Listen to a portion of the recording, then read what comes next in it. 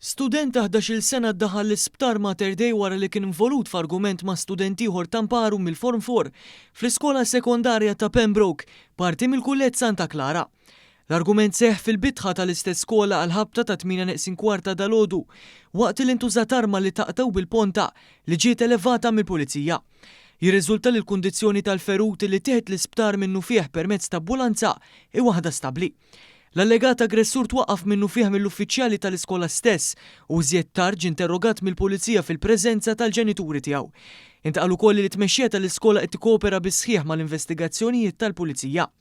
Il-kellim tal-pulizija Brendan Pizzani qal li żewġ studenti involuti huma ta' nazzjonalità barranija, iżda ilhom jgħixu f'pajjiżna għal aktar minn 11-il sena.